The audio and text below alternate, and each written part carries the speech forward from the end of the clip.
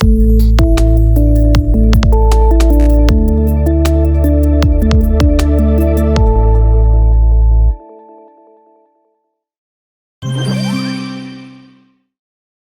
et messieurs, bonjour et bienvenue dans ce numéro de votre émission Dikankuru. La date du 18 décembre 2021 restera jamais gravée dans le cœur des acteurs du showbiz béninois, dans l'histoire du rap et de la musique urbaine Made in Africa, avec la tenue effective du concert de Blaze le week-end écoulé à Cotonou. L'artiste a annoncé un concert de ouf et cela l'aurait été au vu de l'engouement du public béninois ayant effectué le déplacement. Plusieurs artistes nationaux et internationaux ont effectué le déplacement pour soutenir l'artiste. L'après-concert, on en parle sur ce plateau ce matin avec mon invité déjà installé confortablement. Lui, c'est Rodrigue Gotovi. Il est acteur culturel dans la ville de Parakou. Rodrigue, bonjour. Bonjour, cher ami journaliste. Merci de répondre à notre invitation ce matin. C'est moi. Je le disais à l'entame de mon propos, comme annoncé depuis plusieurs mois, le concert de Blaze a été effectif, le concert justement a été effectif le 18 décembre dernier à Cotonou. D'abord, quelle mention donnez-vous à ce grand concert de Blaze et quelle lecture faites-vous de cet événement? À ce grand concert de Blaze, je donne la mention très bien parce que c'est une réussite qui, d'une manière ou d'une autre, va rester la dernière grande réussite dans le showbiz béninois courant cette année 2021. Ce n'est pas rien, comme on le dit, et donc on ne peut que tirer un coup de chapeau pour cette réussite-là. Et quelle lecture je fais de cela? C'est tout simplement qu'ils ont apprécié l'opportunité de la chose, ils ont saisi l'opportunité et ils ont fait un bon business. Vous dites qu'ils ont fait un bon business. Vous mettez quoi dans le business? Écoutez, le showbiz, c'est le show et le business. Voilà. Et quand je dis donc qu'ils ont fait un bon business, c'est que c'est une activité, vu la mobilisation des spectateurs, plus de 3000 spectateurs, prenez votre calculette et faites la part des choses, vous verrez qu'il n'a pas tapé poteau, comme le dit l'Ivoirien. Mais au départ, c'était annoncé que voilà, plusieurs artistes ont annoncé sur la toile que je ne viendrai pas au concert de Blaze et moi j'irai au concert de Taïk, et même si finalement ce concert a été annulé, est-ce que là également on pourrait dire que voilà, il y a eu des jeux de coulisses pour ce concert? Non, il n'y a pas eu de jeux de coulisses, il y a eu de la stratégie développée tout simplement. Quand des gens se lèvent pour dire voilà, moi je n'irai pas à son concert, je ne vais pas prester sur son concert, il t'a invité. Mais puisqu'on sait que cet artiste qui est en train de dire ça, il draine aussi du monde derrière lui. On attire notre attention vers l'objectif final. Et c'est ça le concert de Blaze. Donc, dès que quelqu'un se lève et il écrit ça, tout le monde commence par charcuter ou bien donner son avis. Et ça focalise notre attention sur ça. C'est de la stratégie et c'est tout. Ça a marché. Il faut aller à cette école-là pour savoir. Ah bon? Ouais. C'est quelle école ça déjà? Écoutez, c'est une école de stratégie de business, c'est tout. Attirer l'attention, focaliser l'attention des potentiels intéressés, même celui qui n'est pas intéressé, l'amener à savoir que ceci veut se passer. Et on l'utilise. Et sur la toile, écoutez, c'est orienté. Donc du coup, ne soyez pas surpris que Taïk annule son concert. Moi, bon, écoutez, j'estime que cela devait se faire. Ah bon? Oui. Il savait que les mesures étaient là avant de dire que c'est programmé, non? Et fortuitement, la mesure a été suspendue avant le concert de Blaze, mais le concert de Taïk a été annulé quelques heures après, mais quelques jours après, et puis voilà, on lève la suspension des mesures barrières. Oui, le concert de Taïk a été annulé parce que ça devait être annulé. Ce n'est pas le gouvernement qui a annulé le concert, c'est l'organisateur, je mets ça en griffe, qui a annulé. Alors, peut-être qu'il voyait que, il fonçait droit dans le mur pour ne pas taper poteau, il a dû reporter. Peut-être que c'est une stratégie pour créer le challenge entre deux événements majeurs et pas finir l'autre événement majeur abdique et vous êtes tous obligés donc d'aller vers l'événement fondamental qui était quand même, qui avait un accessoire de challenger. C'est tout ce qui s'est passé. En tout cas, un événement qui a été de taille parce que ça a drainé plusieurs personnes qui ont effectué le déplacement. Mais la grosse surprise, c'est qu'on n'a vu aucun artiste de la partie septentrionale du Bénin sur le podium de Canal Olympia, une image qui n'est pas celle dont la musique béninoise a besoin. Est-ce qu'on pourrait s'indigner face à cette exclusion qui prouve à suffisance l'existence d'une ligne qui sépare le Bénin en deux? Non, le Bénin a combien de départements? On a 12 départements au Bénin. Donc il n'y a pas de division en deux. On a 17 communes. Chers amis journalistes, oui. Je peux vous dire que le showbiz n'est pas un club d'enfants de cœur. Ce n'est pas une église où on croit en Dieu. C'est une question d'intérêt. Et ce n'est pas l'État béninois qui organise ce concert. C'est un privé. Donc il veut faire son business. Mais si vous n'êtes pas utile pour mon business, pourquoi je dois vous solliciter? Est-ce que vous avez invité ici maintenant tous les acteurs culturels de Parakou? C'est parce que vous estimez que je peux apporter des éléments d'appréciation à votre sujet que vous m'avez invité. Si vous n'estimez pas que je pouvais apporter ça, vous n'allez pas m'inviter. Donc du coup, un promoteur culturel n'a pas l'obligation d'unité nationale. Non. Il a l'obligation de faire bien son business. Maintenant, l'État béninois, quant à lui, s'il organise, il a l'obligation de tenir compte de l'unité nationale, de tous les départements, des artistes du Nord et du Sud. Il faut même qu'on arrive à finir avec ça. Ce dont le showbiz a besoin au Bénin, c'est le travail. Donc pour vous, il n'y a pas d'indignation face à cette exclusion? Aucune indignation. Il faudrait que cela booste notre orgueil. Surtout nous qui sommes acteurs culturels dans le Septentrion. De sorte à ce qu'on se mette ensemble pour travailler. Mais organisons aussi des concerts géants et ne pas inviter des artistes de la partie méridionale. Personne là nous l'a interdit. Pourquoi on ne le fait pas déjà ici? Pourquoi on ne se met pas ensemble pour organiser de grands spectacles qui va amener les autres dont on parle là à dire je veux participer, on va dire non, on n'est pas encore prêt à vous recevoir. Pourquoi? C'est possible, non? Mais donnons l'exemple maintenant. Mais à vous entendre parler, on pourrait dire sans se tromper qu'il y a un malaise au sein des artistes dans le Septentrion, parce que il faut pas d'invitation, mais quand on sait qu'il y a des talents cachés, mais qui ne sont pas invités à ce concert-là, donc le mal il est profond. Non. Il n'y a aucun malaise. On est libre de travailler soit en groupe, soit solitairement. Ce qui est légion par ici, c'est le travail solitaire. Chacun est dans son coin. Ce qui forcément n'arrange pas. Vous avez vu, pour ce concert de Blaze, pour que la mobilisation soit réellement, il y a eu plusieurs fronts. Et de tous les côtés, on nous parlait, Cécile mais Blaze, Nelly Blaze, tout le monde Blaze. Vous allez croire que Blaze est devenu le dieu du Vano Blaze, Tiaf Blaze. Bon, tu as quel choix, toi, en tant que citoyen? Tu vas consommer. Mais ici, tu vas voir, l'autre va dire non, je ne m'entends pas avec lui, je ne peux pas parler de lui. Ça ne peut pas marcher. C'est de ça que je parle, en nous invitant à davantage d'union pour organiser de grandes choses ensemble. Mais n'attendons pas que le bonheur de Parakou soit fait par Cotonou. Je dis non, c'est faux. Lourde ou légère, votre croix sera à votre mesure. Donc, nous devons prendre exemple sur ça, nous lever, positionner des artistes. Je vous assure, le producteur de ce spectacle, s'il y avait un artiste, ici par exemple, ok, je prends à tout hasard ce jeune qui se sert beaucoup, qui force beaucoup mon admiration, Tonaïs. S'il était suffisamment positionné, il ne va même pas se gêner pour être là. Oui. Parce qu'on saura qu'à cause de lui, des résidents, des gens du Septentrion qui sont là-bas, iront sur le spectacle. Ou des gens vont faire le déplacement de Parakou pour aller sur ce spectacle. Mais le travail n'a pas encore atteint ce niveau. Soyons francs. Si tu es malade, reconnais que tu es malade et cherche de quoi tu es malade pour te guérir. Celui qui ne sait pas qu'il est malade ne trouvera jamais guérison. C'est clair. La musique dans le Septentrion est un peu malade, vous voulez dire par là? Oui, au fait, je ne dis pas que la musique dans le Septentrion est malade. Je dis qu'il faut davantage travailler. Non seulement le travail de l'artiste, mais également le travail de l'industrie culturelle qui positionne l'artiste. S'il n'y a pas ça, l'artiste a beau travailler, on ne va pas le connaître.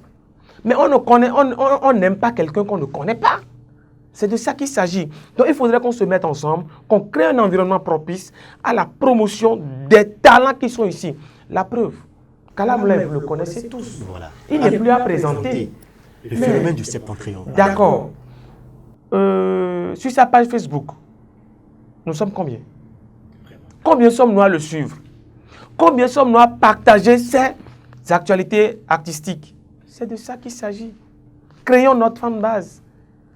Créons des gens qui sont fous pour nos talents, qui sont fous de nos talents. Et ça va partir. Aujourd'hui, c'est une question de vue, de j'aime, de partage. Hein. Le monde commence par se résumer à ça. Donc, du coup, c'est de ça qu'il s'agit. Il n'y a pas de malaise.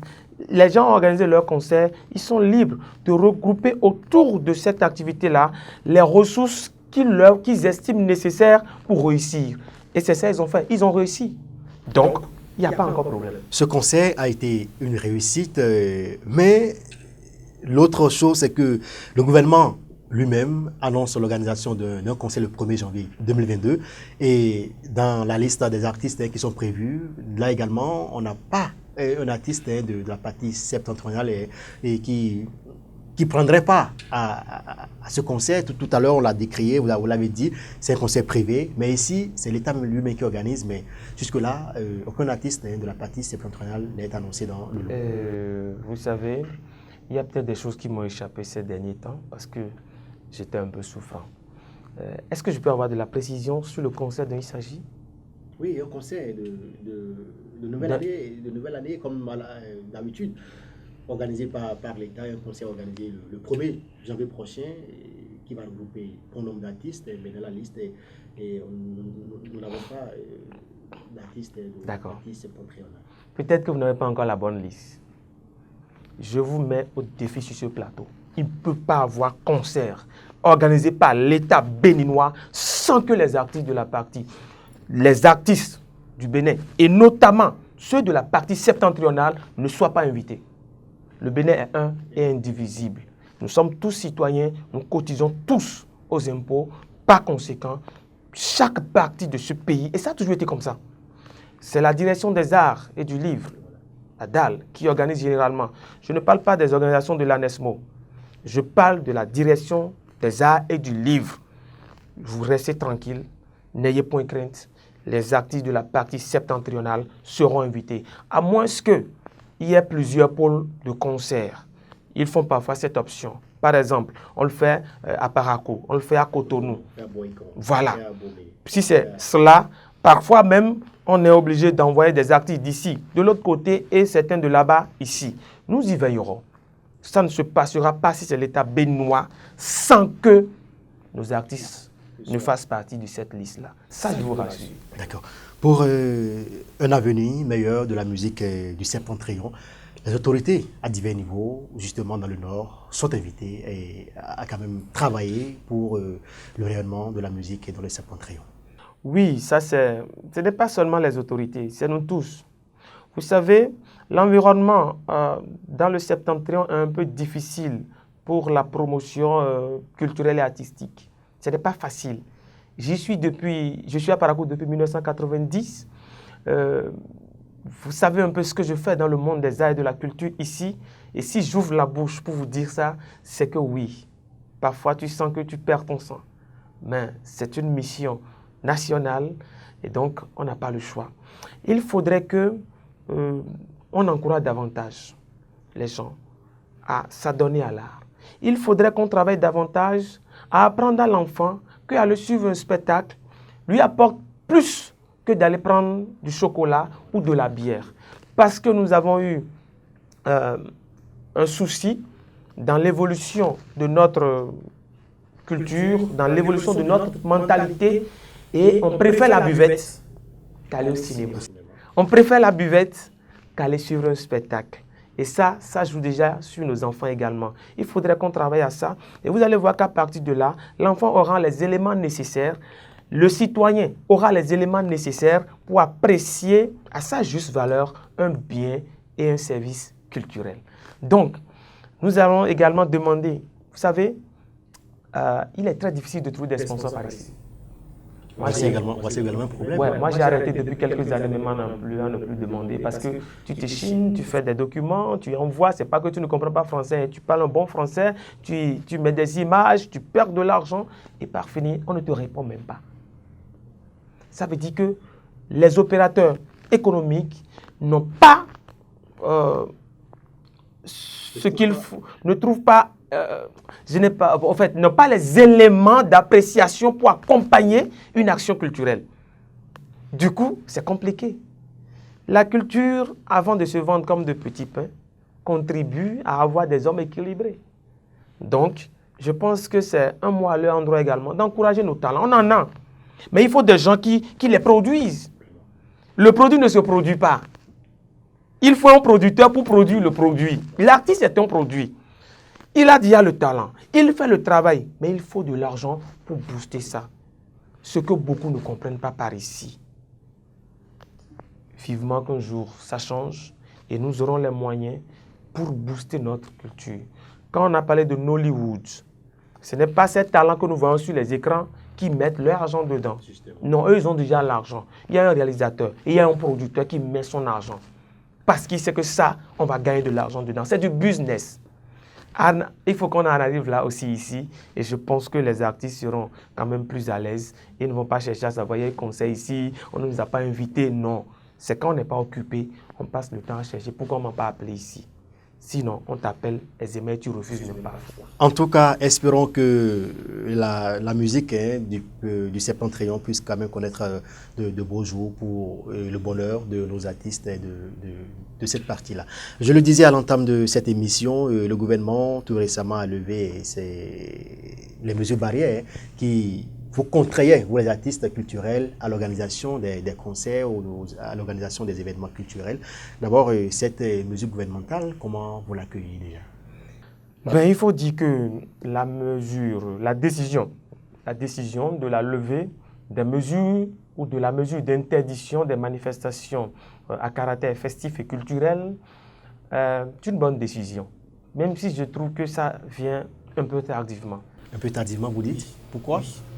Un peu tardivement parce qu'on a enlevé ça le 17, non? Le 16-17. 16-17. Il reste combien de jours pour que 2021 ne finisse? On ne peut pas en 2 semaines programmer un événement digne du nom pour réussir ça encore en 2021. Il ne faudrait pas qu'on fasse de l'amateurisme. Donc, on ne peut pas, on ne peut plus. C'est les petits trucs de club, de bars et autres, d'accord. Mais un événement, en tant que promoteur, ce n'est pas possible en ces 2 semaines-là. Sinon, vous allez faux jeu, vous allez taper poteau. Du coup, c'est levé. Chez moi, on dit, il vaut mieux tard que jamais. C'est une source de motivation pour nous, espérant que, puisque c'est levé maintenant, en 2022, on ne va plus retomber dans cette situation-là. Et donc, on pourra réellement travailler en 2022. C'est là, je salue cette décision et j'invite nos autorités à y veiller pour l'avenir, afin que de telles décisions ne viennent plus nous clouer sans soutien, parce qu'on nous interdit de travailler, sans aucun soutien, alors que c'est de cette activité-là que nous tirons nos revenus, alors que c'est de cela que nous nourrissons nos familles. Et si je suis au chômage, ma famille est au chômage, sans aucun regard de qui que ce soit. Ça a été un peu dur pour nous, et je pense que vivement 2022 ne servira plus à ça. L'espace culturel est loin des pairs. C'est la fin d'année. D'abord, déjà dites-nous ce qui est en train d'être préparé pour le public paraquois et en termes de culture, quand on sait quand même le travail que fait cette maison de culture à Parakou. D'abord, qu'est-ce qui est prévu? C'est déjà les fêtes de fin d'année qui s'annoncent. Sûrement qu'il y a un programme et des événements que vous prévoyez à l'endroit du public paraquois. Bon, puisque malgré que les mesures étaient là, nous étions obligés d'être intelligents, de nous adapter à ce que on nous a, à la marge. En respectant les mesures barrières, justement. En respectant les mesures barrières et tout ce qui va autour de ça. Il y a le Kobrou Fashion Day qui est programmé. Et donc, à partir du 22, le 22 au soir, il y aura un concert géant. Puisque on nous a autorisé maintenant, il y aura un concert géant pour remercier le gouvernement et toute la population qui ne nous a pas quand même abandonnés, je me sens griffe, et qui nous a permis de traverser cette période difficile. Donc il y aura un concert. Vous dites qu'il ne vous a pas abandonné? Dans quel sens de la population voilà.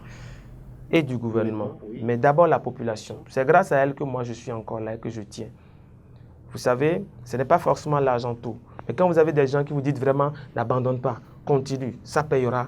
C'est la plus grande source de motivation pour un combattant. Donc c'est pourquoi je leur dis, nous leur devons tout et nous devons chaque fois que nous pouvons le faire, leur apporter un coin de bonheur sur cette terre. Vous avez parlé du gouvernement tout à l'heure. Vous Oui. avez reçu des subventions du gouvernement pour cette période de soutien? Moi, je n'en ai pas reçu. Je ne sais pas si d'autres ont reçu. Mais je pense que les acteurs culturels n'ont pas été pris en compte. Il faut le dire tout clairement et tout cru comme ça. On a été abandonné par le gouvernement. Bon, peut-être que le gouvernement n'apprécie pas encore à sa juste valeur ce que nous faisons, mais je sais que d'ici à là, ça va se faire et que ça n'arrive plus jamais. Voilà. L'autre chose, donc le 22, il y aura le concert géant et après ça, nous aurons les soirées de défilé de mode qui sont programmées dans le cadre de Kobourou Fashion Days au musée plein air de Parakou et à l'espace culturel Mouindekpe. Le 24 également, il y a le lancement d'un ouvrage et bien d'autres. Le 26, il y a un concert de musique traditionnelle et bien d'autres. À part ça, c'est la fin d'année. Qu'est-ce que vous prévoyez également pour la population? La plus belle femme au monde ne peut offrir que ce qu'elle a. On leur offre déjà un concert sur lequel ils peuvent venir dans un concert qui va regrouper des artistes. Oui, c'est du live. C'est un concert live. Quel artiste est invité par exemple? Déjà un avant-goût de l'événement, savoir qui sont ceux-là qui seront sur le podium et voilà, histoire de faire le déplacement également de l'esplanade. Vous n'avez pas le choix, vous ferez le déplacement. Il y a déjà Bimari. Je ne sais pas si vous la connaissez. Voilà, Bimari, oui. c'est un produit très bon. Et aujourd'hui, nous, on s'évertue à positionner de nouvelles artistes afin que ça prenne également, que le soubassement soit solide. Donc, il y a Bimari qui serait là avec Daniel Samsounon. Donc, ce serait un duo qui fait Bisounon. Il y aura également l'orchestre Kokari Band qui serait là. C'est des jeunes qui sont très percutants, très bons. On a besoin aujourd'hui de cette relève-là pour la positionner. Et c'est le travail que nous faisons au quotidien afin que ça finisse par prendre à partir d'ici un jour. D'accord. À vous entendre, vous annoncez un concert de ouf à l'endroit de la population paraquoise, à l'endroit du public amoureux de l'événement culturel. On ne vous laissera pas partir de ce plateau justement sans vous. C'est la fin d'année, vous avez sûrement un mois à l'endroit des amoureux, de ceux-là qui vous suivent au quotidien, et c'est là également la fin d'année. Un mois à l'endroit pour clore cette émission. Un mois à l'endroit, c'est la prudence. Nous sommes en fin d'année, tout est en agitation, que ce soit le visible ou l'invisible. Donc j'invite d'abord les artistes à la prudence, à la retenue, pas d'euphorie, parce qu'on a levé la mesure d'interdiction. Posément, on y arrivera. À la population également, je dis prudence, que ce soit en circulation, que ce soit au restaurant. Prudence, c'est celui qui a vu 2022, qui a vu 2022. Pas celui qui a vu décembre 2021. Donc, faisons preuve de prudence, de retenue. Et je pense que l'Éternel puissant des armées nous y amènera sains et saufs. 2021 a été une année où les acteurs culturels ont vécu le martyre. Votre souhait pour 2022, avant de partir de ce plateau? Notre souhait pour 2022, c'est que plus d'interdiction d'activités artistiques pour cause de Covid-19 et qu'on nous laisse tout simplement faire ce pourquoi nous sommes dans ce pays, qu'on nous laisse développer les initiatives culturelles pour le mieux-être de ce peuple. À l'endroit du gouvernement À l'endroit du gouvernement, il faudrait qu'il prenne davantage en compte la culture dans le processus de développement. C'est très important. Je sais que cela va se faire parce que le gouvernement de la rupture ne fait rien au hasard. Donc, j'espère bien que 2022 verra la prise en compte de l'aspect culturel du développement. On espère justement que 2022 sera une année où le gouvernement prendra en compte toutes les revendications, toutes les préoccupations des acteurs culturels, afin que ce monde quand même puisse connaître un essor, un développement, pour que les acteurs culturels quand même puissent bénéficier de leurs œuvres. Mesdames et messieurs, vous l'aurez compris, c'est sur ces mots d'espoir que nous refermons cette émission. J'ai eu le plaisir ce matin de recevoir pour vous Rodrigue Gotovi. Il est un acteur culturel dans la ville de Parakou. Rodrigue, c'était un plaisir pour moi de vous avoir sur ce plateau et de discuter de long en large de ce concert de Blaze qui a fait couler beaucoup d'encre et de salive sur la toile, justement du monde culturel à Parakou en cette période de Covid-19. C'était un plaisir pour moi et merci d'être passé sur ce plateau. Le plaisir est partagé et c'était vraiment un plaisir également. C'est la fin de cette émission, mesdames et messieurs. Merci à toute l'équipe de réalisation. Je vais nommer Sabiou Chabi Adamou, Joël Zavi et tous ceux qui sont restés derrière la caméra pour la réalisation de cette émission. Portez-vous bien et à très bientôt.